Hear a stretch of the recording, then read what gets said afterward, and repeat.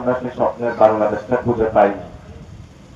আপনাদের যদি আজকে বিশ্বাস না হয়, আপনি আজকে এখানে উপজেলা হেলথ কমপ্লেক্সে যাবেন, গিয়ে দেখবেন ডাক্তার থাকলে নার্স থাকে না, নার্স থাকলে ডাক্তার থাকে না। সরকারি টাকায় ঔষধ দেওয়ার কথা, সে ঔষধ তো দূরের কথা, সেখানে হসপিটাল গুলোতে গেলে যে গন্ধ ছড়ায়, এই গন্ধের কারণে হলো হসপিটালের ভিতরেও ঢুকা যায় না। ওয়াশরুম গুলো এত বিশ্রী। আপনি এখানে রেজিস্ট্রার অফিস যেটা আছে, বাংলাদেশের সবচেয়ে বড় দুর্নীতির আখড়া, জমির মালিকানা আপনার, আপনাকে এত ঘুরায় তারা, পায়ের উপর পা তুলে বসে, এবং নিজেদের দাবি করে সরকারি কর্মকর্তা কর্মচারী।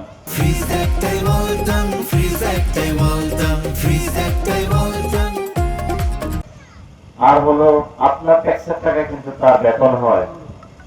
এগুলাকে আসলে বাংলাদেশে কি করা উচিত আমরা জানি না, তবে এগুলাকে পরিবর্তন করা উচিত। আপনি এখানে স্কুল কমিটিতে যাবেন, টিচাররা ভালো মতন ক্লাস নেয় না। আপনি একটা বাচ্চা আছে আপনার, আপনি অনেক কষ্ট করে তাকে পড়াশোনা করাচ্ছেন, বাসায় একটু কষ্ট করে জিজ্ঞেস করবেন, বাবা তুমি কি শিখেছ? অঙ্কও পারে না, বাংলাও পারে না, ইংরেজিও পারে না, শুধু স্কুলে যায় আর আসে। কারণ স্কুলে যে ম্যানেজিং কমিটির সভাপতি, ও হলো রাতে মাদকের ব্যবসা করে।